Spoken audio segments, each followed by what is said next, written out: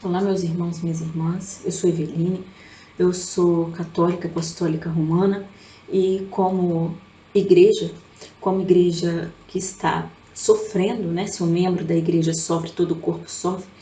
Coube a mim, como católica que ama a sua fé e a doutrina católica e a tradição apostólica, buscar forças, né? Junto aos demais membros da igreja que, como eu, tem alguns pensamentos aí, mas não sabia ou ainda não perceberam ou não se lembram qual que é o remédio que esse corpo agora está precisando, né? Que é o corpo místico de Cristo, que somos nós, membros da igreja.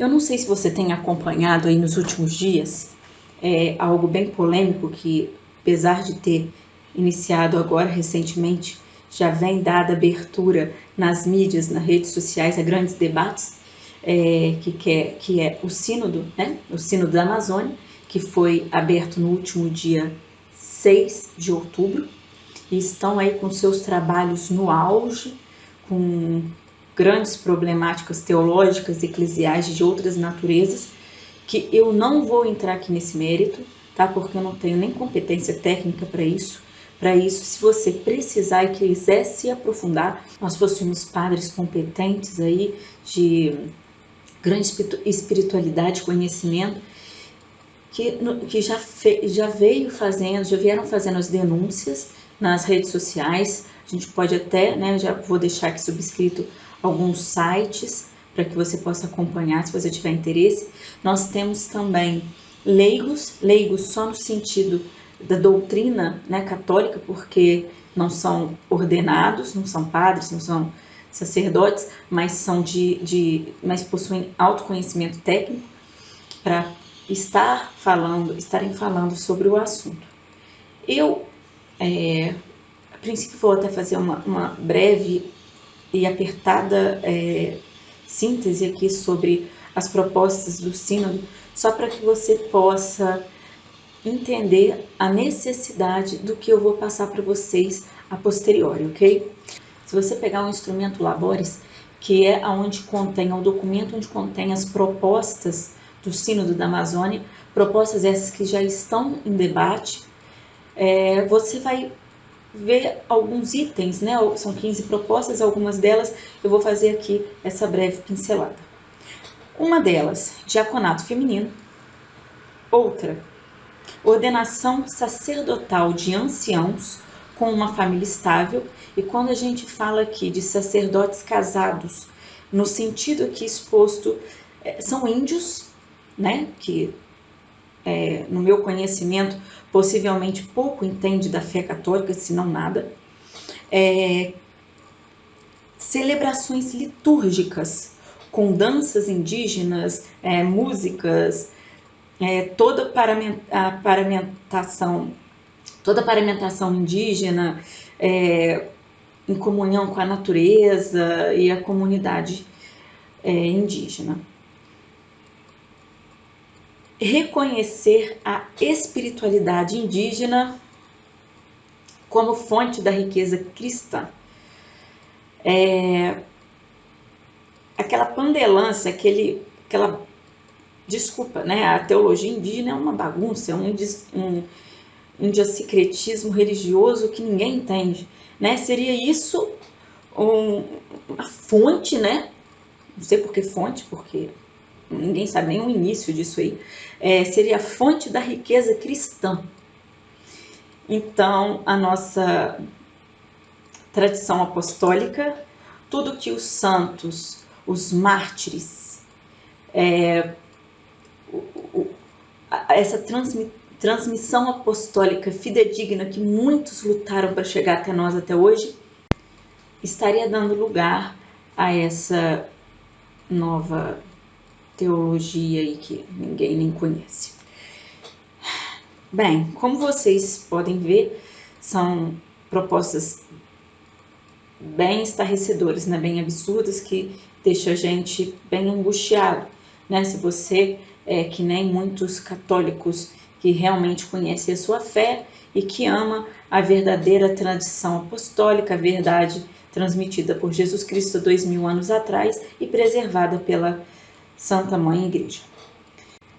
Antes mesmo de eu falar o que efetivamente eu vim trazer para vocês, a proposta que eu vim trazer para vocês, eu gostaria de lembrar alguns fatos e algumas normativas importantes da Igreja, como é o caso da seção sexta do Concílio de Trento, que fala sobre os livros sagrados e as tradições dos apóstolos. Eu vou ler para vocês. Se alguém não aceitar como sacros e canônicos esses livros na íntegra, com todas as suas partes, como era costume serão lidos na Igreja Católica e como se encontram na edição antiga da Vulgata Latina, e desprezar ciente e premeditadamente as preditas tradições, seja excomungado. Ainda no Concílio Vaticano II, um concílio que muitos, talvez por falta de conhecimento, entendia que era para romper com algumas doutrinas, alguns dogmas da fé, algum radicalismo, mas não foi nada disso. É importante, a gente lembrar as palavras do nosso Santo Papa João XXIII, que no seu discurso inaugural do concílio falou, eu vou até ler para não perder a essência do que ele nos disse.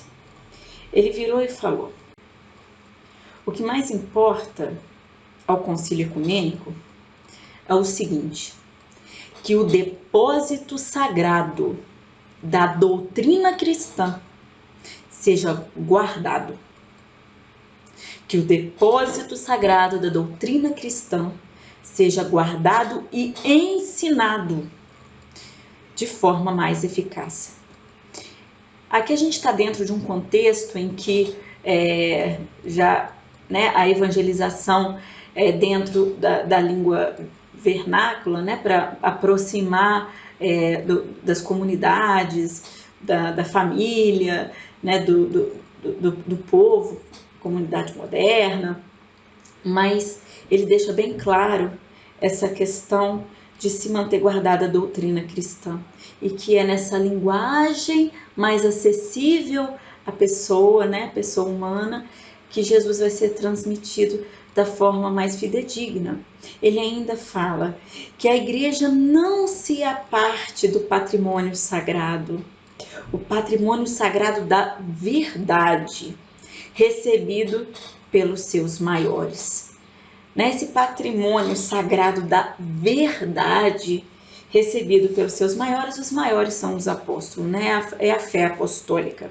No entanto, que para se manter essa fé apostólica sem se perder toda a sua essência, às vésperas do concílio, o Santo Padre, ele elabora uma carta, ele publica uma carta com o nome Carta Apostólica Veterum Sapientae.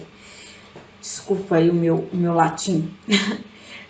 Nessa carta, ele insiste na importância, ele mensura a importância do estudo da língua latina, do latim, de forma especial pelos seminaristas. Não, por uma questão muito óbvia, porque a linguagem viva, a língua viva, ela modifica o tempo todo, inclusive os seus contextos. A língua latina, que era a língua usada na época tanto a latina como a grega, era usada pelos apóstolos na época de Jesus, ela realmente mantém de uma forma mais fiel ao que realmente quis se transmitir naquela época. Nesse contexto, retomando o que efetivamente eu vim fazer aqui, que é trazer um remédio, já nos apresentado há muito tempo, para solucionar esse sofrimento do corpo, do corpo igreja, somos nós, é que eu venho relembrar o que o Santo Padre Papa Francisco nos pediu no último dia 29 de setembro, às portas, às vésperas do Sínodo da Amazônia, né? Já prevendo toda a situação, ele pede à igreja oração. Ele fala que a igreja está sendo atacada. Ele pede oração e pede que a oração seja durante todo o mês de outubro, sugerindo duas orações, né? O terço, a oração a Nossa Senhora, e a oração a São Miguel Arcanjo, a oração do Papa Leão XIII. E ao pedir as orações, falando, né, sobre esse ataque à igreja, esse ataque que a igreja está sofrendo, ele fala sobre o mal na igreja. Vou até usar as palavras do próprio Papa Francisco. Ele, quando fala do mal, fala que na tradição cristã o mal se apresenta em diversas formas, como de Satanás, que em hebraico significa adversário, ou diabo, que em grego significa aquele que divide, que semeia discórdia. Na tradição bíblica fala também de sedutor do mundo, pai da mentira, ou Lúcifer, que se apresenta como anjo da luz e do bem, mas conduz ao engano. O diabo é muito sujo, né? Isso desde sempre, né? Como ele fala da tradição bíblica, ele se põe como ele é o bom, né? É a luz. Não sei se você se percebe numa situação muito parecida hoje em dia, em relação a quem são os bons, quem são os maus, né? Essa inversão a gente vive até hoje. Se você defende algo severamente, a sua fé tradicional, o seu radicalismo por Jesus Cristo, você não está sendo compassivo com o próximo, você não está sendo amoroso ao próximo, você não está aberto à diversidade, né? Não é isso que ser cristão prega.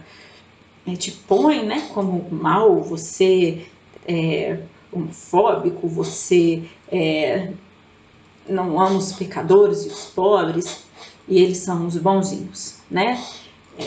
Se você passa por essa inversão aí, não é mera coincidência, tá? Mas voltando aí, o Papa Francisco também, agora já com a abertura do sínodo, em um dos pronunciamentos dele, quando ele fala inclusive sobre as ideologias dentro da igreja, ele fala sobre Paulo, sobre a conversão de Paulo, e cuidado com o que você lê na mídia, né? Porque tem muitos cortes e acabam pondo muitas das vezes o Papa Francisco como sendo um socialista e um comunista. Isso não é verdade, tá? E nesse último pronunciamento dele, quando ele fala das ideologias, ele vira e fala que a gente tem que combater, não combater as pessoas, mas sim ao mal que inspira suas ações. E é aqui que eu gostaria de, depois de grandes delongas, né, que eu esperava nem ter me aprofundado tanto nisso, entrar no que eu vim realmente fazer aqui. Quando ele fala que temos que combater ao mal que inspira as ações das pessoas e não combater as pessoas, eu me retomo aqui a alguns pedidos de Nossa Senhora. Em 2016, a vidente Mirigiana, é uma das videntes que vê Nossa Senhora Rainha da Paz, lá de Medjugorje, ela fala, dá uma entrevista, e ela fala um pouquinho o que Nossa Senhora fala dos sacerdotes, né? Além de falar que todas as aparições ela sempre comenta alguma coisa sobre o sacerdote, vou ler para vocês. Ela fala: se alguém é realmente privilegiado para Nossa Senhora, podemos dizer que são os nossos sacerdotes, porque ela nunca disse o que eles devem fazer. Cá entre nós, né? Você deve saber o porquê que ela nunca disse o que ele deve fazer. Mas, voltando aqui. abre aspas de novo, ela sempre fala sobre o que nós devemos fazer para eles. Eles não precisam de você para julgar, eles não precisam de você para julgar e criticá-los. Eles precisam de suas orações e seu amor, porque Deus irá julgá-los como sacerdote. E é nesse sentido, né, que ela sempre nas suas aparições pedindo as orações pelo sacerdote, ela demonstra a importância do sacerdócio, né? Importância essa que o próprio demônio, né? O próprio mal conhece, por isso que ele tenta destruir essa ordem, né? E ela continua. Da mesma forma, durante cada aparição, ela sempre diz algo sobre a importância do sacerdote. Por exemplo, quando nos dá a sua bênção, ela diz: eu vos dou a minha bênção materna, mas a maior bênção que você pode receber na terra é a bênção que vem de seus sacerdotes. Quando eles te abençoam, é o meu filho, ele mesmo abençoando vocês. Olha só, né, como que o diabo sabe aonde tem que atingir, né? Qual que é o maior poder da igreja que vem das mãos do nosso sacerdote, porque ele atua persona Christi. Então, continuando, ela ainda fala, temos este momento em que estamos vivendo agora e temos o tempo do triunfo do coração, né? O coração imaculado de Maria. Entre esses dois tempos há uma ponte e essa ponte é os nossos padres. E é por isso que Nossa Senhora insiste tanto para orar por eles, porque essa ponte precisa ser forte o suficiente para cada um de nós, para que cada um de nós possamos atravessá-la, porque Nossa Senhora diz, abre aspas, ao lado deles eu triunfarei, deles o sacerdote. O que significa que sem sacerdotes não há triunfo do Imaculado Coração de Maria. Agora você está entendendo a gravidade da situação, o porquê a intenção nefasta e maligna do diabo de destruir o sacerdócio na igreja, porque sem o sacerdócio nós não temos igreja, né? O sacerdote é o que nos une ao próprio céu, ao próprio Jesus e à própria Mãe Maria.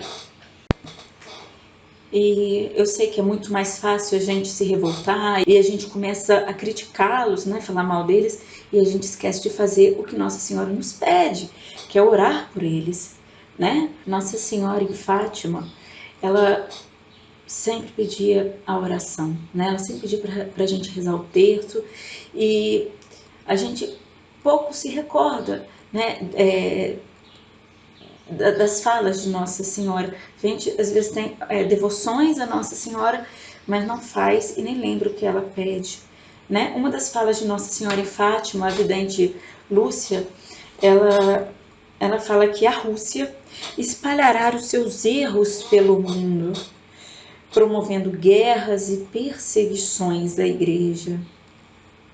Os bons serão martirizados. O Santo Padre terá muito que sofrer. Várias nações serão aniquiladas. Né? A Rússia espalhará os seus erros pelo mundo. Né? O comunismo e o socialismo já está espalhado pelo mundo inteiro. Esse mal já foi espalhado, assim como Nossa Senhora já nos via anunciado, né, que ia acontecer, e que os bons seriam martirizados. Não é isso que acontece, né? Se você, igual eu falei, se você defende a sua fé, você é mau, você não é aberto a mudanças, etc e tal, nós somos muitas vezes martirizados, né, para defender a verdadeira igreja de Cristo na sua essência. E o Santo Padre, Quem mais sofre do que o Santo Padre Papa, né? Temos que orar por eles todos os dias. Ainda relativo a isso, né? Demonstrando que todo esse erro do comunismo está sendo infiltrado em todo o mundo, inclusive dentro da igreja, né? Já há muitas décadas no Brasil, inclusive, o Papa Bento XVI, né? O emérito, Papa Emérito Bento XVI, quando ele visitou Fátima em 2010, ele falou o seguinte, ele disse que iludir-se-ia quem pensasse que a missão profética de Fátima estava concluída. Ainda estamos só no começo, né? Se a gente for pensar. Em Fátima, ela falava, né? Nossa Senhora falava, rezai, rezai muito e fazei sacrifícios pelos pecadores. Dizia ela ainda, muitas almas vão para o inferno, por não haver quem se sacrifique e peça por elas. Ainda, o terceiro segredo de Fátima, se você não se lembra, né? Era uma aparição de um anjo que apontava com a sua mão direita para a terra e falava penitência, penitência, penitência. Meus irmãos, será que a gente está pecando por omissão? Será que nós não estamos fazendo o que Nossa Senhora já nos ensinou, já nos deu o remédio e nós não estamos agindo conforme ela nos tem pedido? Nós estamos dormindo, assim como os discípulos dormiram lá no Horto das Oliveiras quando Jesus mais precisava deles. Você é um amigo que dorme? Quando o seu melhor amigo, quando o seu esposo, quando o seu noivo, né, que sempre está contigo, quando ele precisa de você, você está dormindo? Penitência, penitência, penitência, né? Oração, oração, oração. Nossa Senhora ainda, lá em Medjugorje, ela tem uma frase que me marcou muito, né? Uma frase de Nossa Senhora, ela fala o seguinte, numa das primeiras aparições em Medjugorje, no dia 21/7 de 1982. Jejum e oração podem parar a guerra, podem parar as guerras e suspender as leis da natureza. Olha a arma que nós cristãos temos. Se você com oração consegue suspender as leis da natureza, parar guerras, você tem mais do que uma arma biológica, uma arma química, uma arma nuclear nas suas mãos. Só que você não sabe, ou você não se recorda, não lembra. Nossa Senhora, na 8ª aparição em Lourdes, a Santa Bernadette, quando Bernadette, ajoelhada, né, subia ali aquele aclive, onde seria ali onde estava tendo as aparições, ela olhou para aquela multidão que estava ali, de mais ou menos umas 300 pessoas, em soluços, em lágrimas. Ela repetiu o pedido de Nossa Senhora, que era penitência, penitência, penitência. Lá na Ruanda, né, Nossa Senhora apareceu lá em Ruanda, Nossa Senhora das Dores, né? Apareceu a uma vidente chamada Afonsine Mumurike. Quando ela apareceu por essa jovem, né, para essa menina, ela suplicando pela conversão dos pecadores, para a mudança, para que se evitasse a idolatria, as imoralidades sexuais, todo aquele mal, né, que estava infligindo aquela nação. Ela falou o seguinte: eu estou voltando aqui na paróquia de Kibelo, não significa que eu esteja preocupada apenas com Kibelo, com a paróquia de Butare, com Ruanda ou com toda a África. Eu estou preocupada e voltando para o mundo inteiro. E ela pedia: rezem, rezem, rezem. Né? Infelizmente, naquele país as orações não foram o suficiente, né, para que se parassem as guerras e evitasse, né, os grandes males. Então, em 94, com a Guerra Civil, houve um grande genocídio e mais de 800 mil pessoas morreram, né? As cenas são traumáticas, né? Que se você procurar na internet, e dentre delas nós temos mais de 400 padres mortos e 2 bispos. Então, olha a importância da oração, né? Quando ela pede para rezar e você reza, o que você consegue modificar? O que nós não sabemos. Também no Brasil, né, não é diferente com o Brasil. No Brasil, Nossa Senhora apareceu em 1936, lá no Agreste, né, no sítio da Guarda, em Pesqueira, no Pernambuco. Para quem a gente conhecia como, né, Irmã Adélia, né, a Irmã Adélia, quando era criança, ela viu Nossa Senhora das Graças. E nessas aparições que ela teve como um grande prenúncio aí sobre os males do comunismo e socialismo no Brasil, como quando um dos padres, que era alemão, né, duvidou sobre as aparições, ele foi até o lugar e fez perguntas a Nossa Senhora em latim e em alemão, e Nossa Senhora respondeu para aquela criança dentro da linguagem do vernáculo brasileiro. Ele perguntou, né, o comunismo será instaurado, né, implantado no Brasil? Nossa Senhora falou sim. Ele em todo o Brasil? E Nossa Senhora falou sim. E Nossa Senhora falou de três grandes castigos para o Brasil, né? E ele perguntou, então, como que se evitar esses grandes castigos, esses 3 grandes castigos? E ela respondeu, com oração e penitência.